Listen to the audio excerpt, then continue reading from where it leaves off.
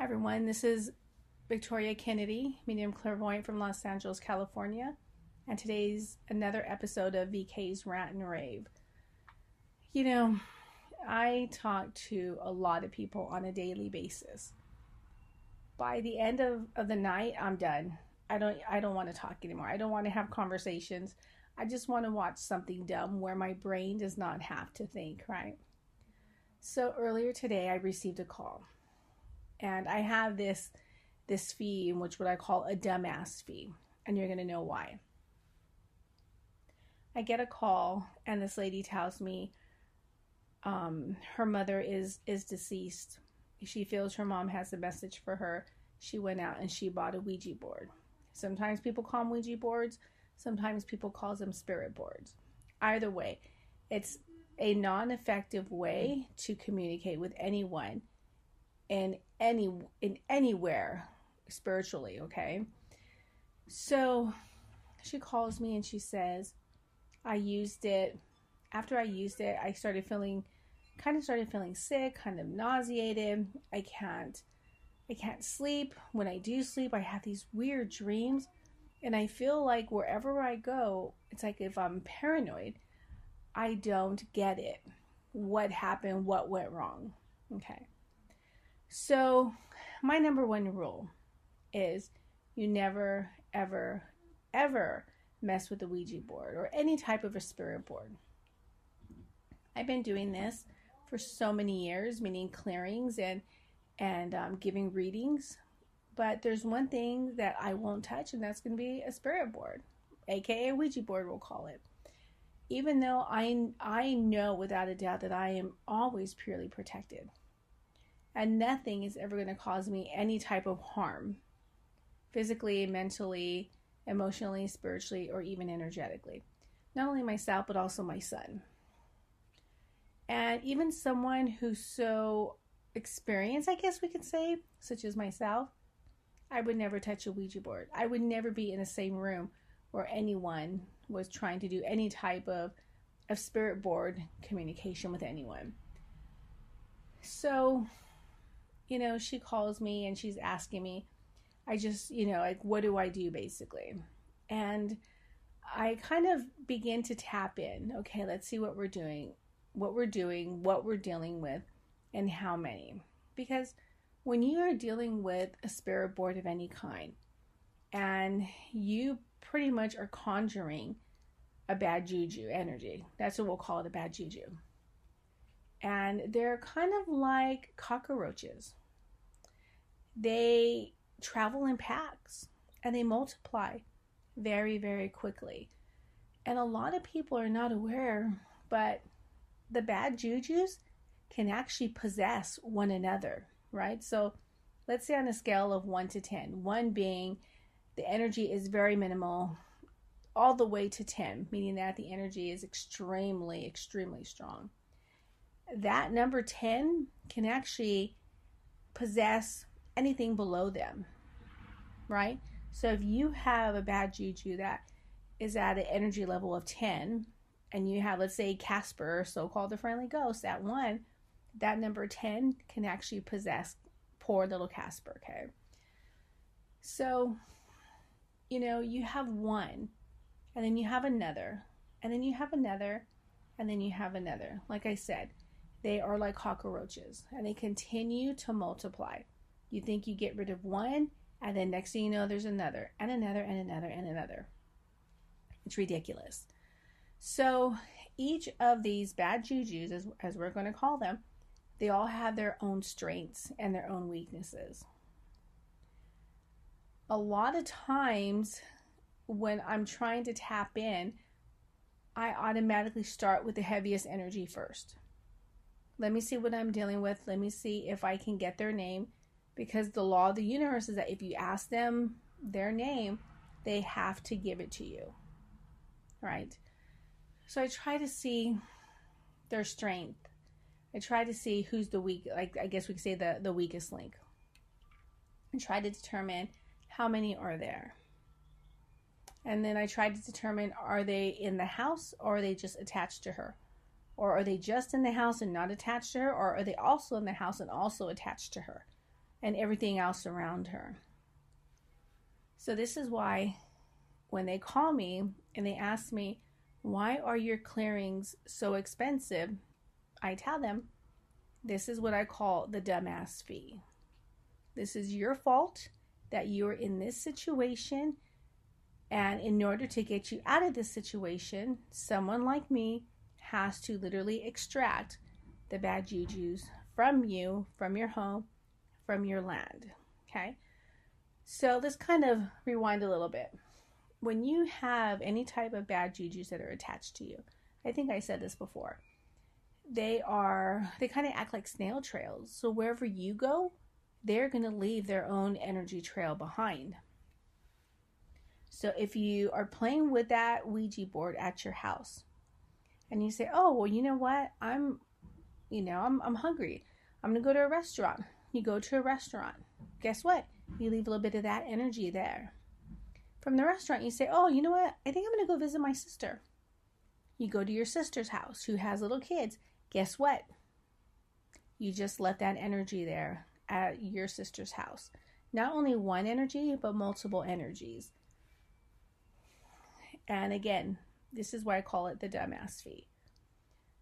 And, the thing with that is that you kind of want to see where you want to begin. Okay? And this is where I leave it up to them. I say, look, I can clear you. I can clear your home. I can clear your property. Is there anyone's house that you've been to? And if so, do you also want to include their house as well? And when I first started clearing, I didn't do that. But I kind of made it an option to give them. And this is the reason why. I actually had another scenario years and years and years ago. And I just cleared them and their house. And I gave no thought about the snail trail. So even though, she's all hunky-dory now and there's no bad jujus on her or in her home or anywhere in her land, she also went to her mom's house, who was, at the time elderly, and she was terminally ill. And then she ends up calling me saying, things are going on in my mom's house. Like, what's going on? So because of that, that's why I give them the option. That way, they never come back and say to me, well, you never told me about this snail trail. Oh, yes, I did. I did. We always want to make sure our family and our loved ones and our friends are safe. So it's always really, really important to make sure that, I'm covering all of my bases. So I give them that option. And sometimes they come back and they say, well, is that going to lower my fee? Well, it might, like maybe $50. But again, this is why it's called a dumbass fee. Because one person or your group of friends who thought this was going to be cool ended up causing this big old ruckus. And again, the whole thing with this type of energy, remember again, the heavier the energy, the more strength it's going to have. Okay? It's kind of like the CEO of the company, I guess you can say. They're going to have more pull. So this bad juju of energy, if you are sick, if you are terminally ill, if you're having drama or chaos in your life, or you're severely depressed, it will magnify that intensity at least by 1,000 times worse. I have heard stories of people who have used a Ouija board, and the next day they go and they commit suicide. Which, let me touch base really quick on suicide. I recently did a 3-part miniseries about parents losing their children to horrific incidents. 2 of them were suicides. And let me tell you that if somebody commits suicide, there's no hell. They're not going to go to hell. God forgives. Okay? God forgives everyone. They're simply just going to have to come back into this lifetime again, and they're going to have to do it all over again. They're going to have to try to learn those lessons that they wanted to escape from. So, but there's absolutely no repercussions. Not like God's going to say, okay, well, You're going to go and stand in that pot of boiling water with the man with the pitchfork tail and the I don't know, ears. Not going to happen. Okay. So anyways, let's kind of get back. So when somebody ends up committing suicide because of some type of spiritual energy, it's like it's as if they're in kind of a spiritual warfare, okay? So even though they committed suicide, it's the bad juju that actually caused them to do this, to push them over to the edge. And, you know, even though they committed suicide, and I said, God forgives. God absolutely does forgive. But I have seen people who have committed suicide due to bad jujus, meaning being, influenced from, being possessed or whatever, they are still going to wander around, kind of like Casper the Ghost, right? And that's not healthy for them. And I think I mentioned this too before on a previous episode. Those energies that do not transition for whatever reason, right? They feel every bit of pain that we do on a human level. But again, it's magnified, it's intensified. They hear and they feel the earth rotation, and it's painful for them. Extremely painful for them. They feel hunger, they feel cold, they feel anger, they feel disappointment. I mean, I could just go on and on and on. So a person who goes and ends up ending their life due to a bad juju, they do need to be transitioned because of the fear. Okay. So,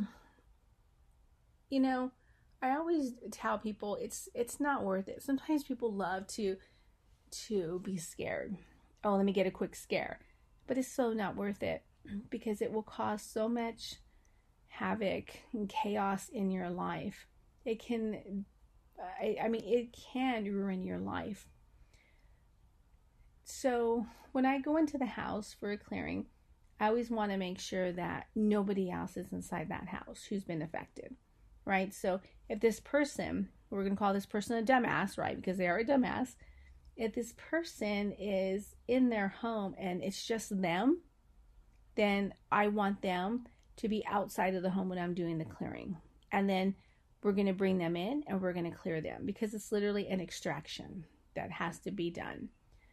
If there are multiple people who live in that house, the same thing. Whoever lives in that house all have to be cleared. And depending on the mental state of everyone who lives in the home, they could be heavily, heavily possessed without even knowing it. They could just say, I'm so angry. I'm so mad all the time. I just want to kill myself, or I want to kill somebody. They don't realize what it is that it's not them, but it's the bad juju. Okay? And again, they can definitely thank the dumbass for that. So when we have to go in and we start doing our clearing, we have to do an extraction, as I mentioned, not only of the house, but of the people and even of the land. Now, one of the things I always say is that outside is pretty much free game. There's so much energy walking around. I kind of think of it as, when you see movies about New York City and how the streets are just totally packed with people walking back and forth, going to who knows where.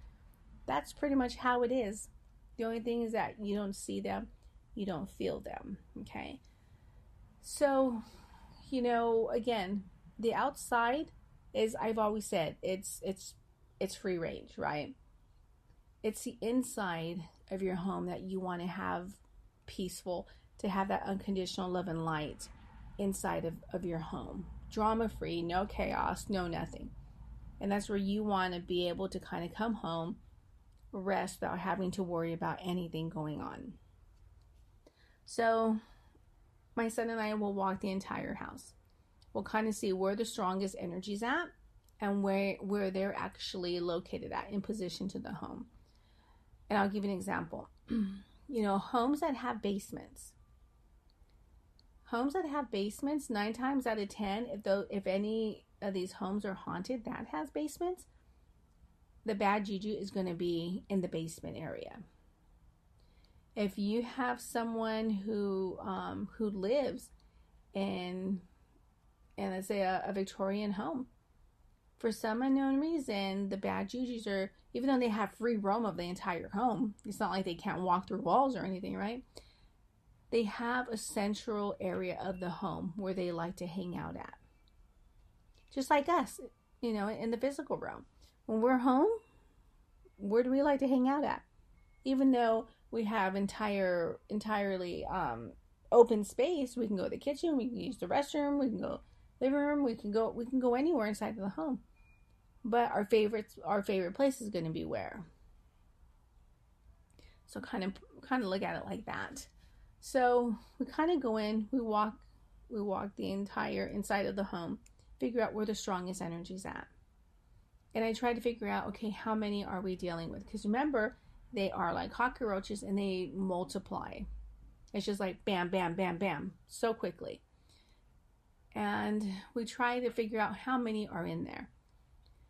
So as soon as I figure out, well, my son and I, once we kind of figure out how many of these bad jujus we have in the house, we immediately seal the house.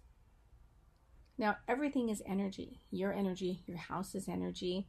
The clothes that you wear are energy. The food that you eat is energy. Everything's energy. So when I seal the house, I'm pretty much just closing the aura of the house.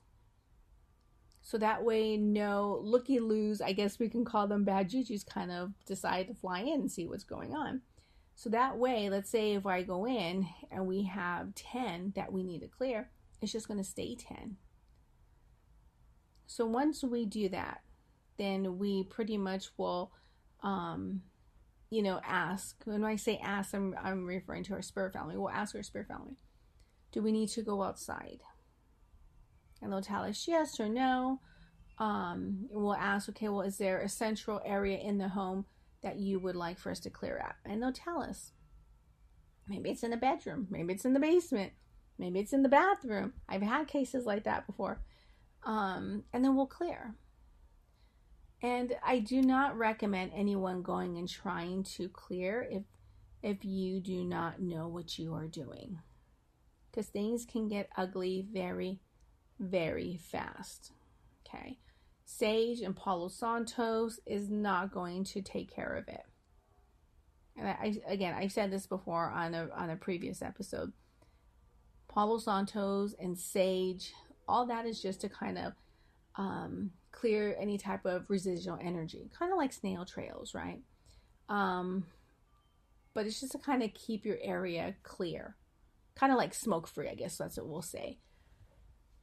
But it won't rid your home or you of any type of bad juju's attachments, okay? So we'll go ahead and we'll clear, depending on the strength of the energy. Sometimes they try to scare us. Sometimes as I'm clearing or my son's clearing, we hear them laughing at us. Oh yeah, what you gonna do? It's kind of like that song, Bad Boys, what you gonna do? That's kind of what they remind me of. And then sometimes when we're clearing, I can see them just hovering around, thinking it's funny, but it's not that it's funny to them, but I really feel that they laugh and they mimic and they make fun of what we're doing because they're afraid. Now, once the clearing is done, where have they gone? I have no idea. I've tried to ask my spirit family that once before, and they pretty much said, don't worry about it. I don't need to know. So I said, all right, I'm not going to ask again, and I have not. So once we're done with that, then we bring, the person or the persons inside of the home. By this time, depending on the severity of the attachments, sometimes they're already exhibiting some type of possession.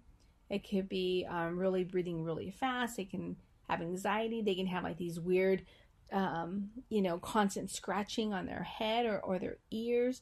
It's really, really bizarre. Sometimes they even have a foul odor on them. And that, again, is because of the strength of that bad juju. So we'll bring them in. Sometimes they don't even want to look at me or my son. Sometimes they try to turn their head, kind of out of sight, out of mind, I guess. And then once we start clearing, it's it's as the anxiety just intensifies within them. And again, it's because of fear. It's not the person who's afraid, it's the bad juju that's attached to them that's afraid. Now, any type of attachment, right? Is it a form of a possession? Yes, it is. And let me explain. So sometimes people feel that if somebody is possessed, that bad juju is literally inside of their physical body. But it's not. That energy is on the outside of your body, right? So the energy is attached to your energy. Okay, if that makes any sense. Your aura, your energetic field, that's where it's attached to. Okay, so anything that comes in contact with you and attaches itself to you, that is a form of a possession. Now, sometimes you will get attachments if they know, hey, so-and-so can help me because they know someone who can help me. And sometimes it will automatically kind of stick to you like Velcro, right? And then it's as if they just know, oh, they're going to go see, Victoria. She'll see me and she'll help me. That happens quite often. There's times when I'm with my friends and I see the attachments they have and I'm already clearing them. They don't know. And sometimes they really don't need to know. But, once that person is cleared and they no longer have that attachment, they feel lighter. They feel like the weight of the world has been lifted off of their shoulders. They can see clearly. They can hear clearly. They can smell clearly. They walk into their home and they notice different sounds that they have never noticed before. And that's because when you have bad jujus inside of your home, especially when you use the dumbass board, that energy is so heavy. It's like smoke just fills your entire home. You can't breathe. You feel restless. You feel, I don't know, but I just can't be in here. That's how you feel. So, rule number 1, never, ever, ever play with the Ouija board. I see paranormal investigators on these shows that they go and they end up using a spirit board, such as a Ouija board, aka a dumbass board. And my number 1 thought is, how are they able to sleep? How are these people able to sleep? By doing a Ouija board inside of someone's home, how is this helping the person? So, and I know I've said this before on another episode, but I cannot watch paranormal shows. I just cannot. I've seen a show a couple of years ago where the guy's just running down the stairs. The ghost went that way. So I guess the ghost is playing hide and seek with them or tag, you're it. I don't know. I don't get it. I don't understand it. But, when you want to clear somebody, it's technically because you want to help them and they need help. Even I have to admit, my clearings are not cheap. But there are times when my spirit family will ask me. Well, they don't ask, they pretty much tell. Will say, you have to clear her entire home and family for free. Okay, not a problem. I never go against what my spirit family asked me to do. I've done that once before, and I didn't like the way that it felt. I felt like I was a little kid literally getting in trouble. And again, like I said, I did not like the way it felt. So, do I always charge a dumbass fee? Absolutely. Absolutely. But if the person can't pay for it, I leave that up to my spirit family.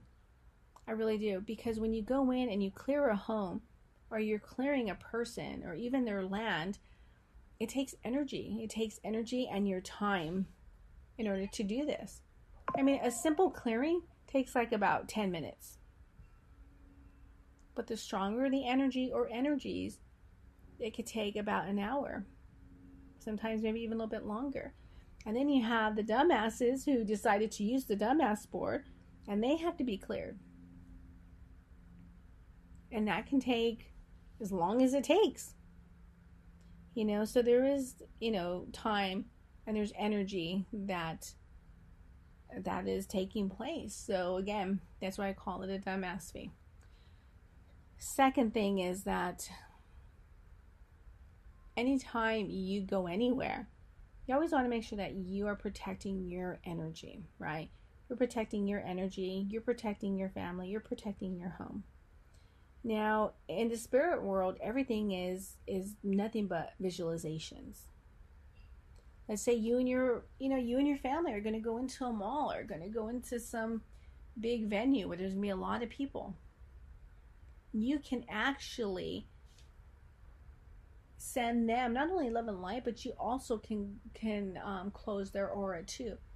You can visualize, let's say your husband walking into a white egg, and bam, he's purely protected. The top of his head to the very tips of his toes. You can pretty much do that to anyone in your family, anywhere. Let's say you have family who lives in Florida and you live out here in California. You can even do it then too. You can do it to anyone. I mean, they can be in Egypt and you can do it. And that's because there's no time or space in the spirit world. So again, just make sure that you're careful. Always protect your energy, because when you're protecting your energy, you're protecting your family. You're protecting your home. You're protecting you're protecting your livelihood. And third, don't even be around anyone who uses a Ouija board. Because even though you are not there using the Ouija board with them or any type of spirit board, they're still going to have those attachments which can affect you.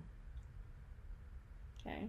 They say that if you step on a cockroach, that you want to make sure that you don't wear those same shoes inside of your home because of the cockroach eggs. So just think of that next time. And 4, even if somebody says, oh, there's this cool video on YouTube about these people using a dumbass board and they're going to go live tonight, you want to watch it? Energy can still affect you that way, believe it or not. I know it sounds bizarre, but it can. So, again, just don't use the dumbass fee. I don't ever want to get a call from any one of you that says, okay, I'm the dumbass. I did a dumb thing. And I know that you're going to charge me the dumbass fee. And I'm going to say, that's right. I sure am dumbass. I speak about this every time. I even tell my son, you don't want to be around that.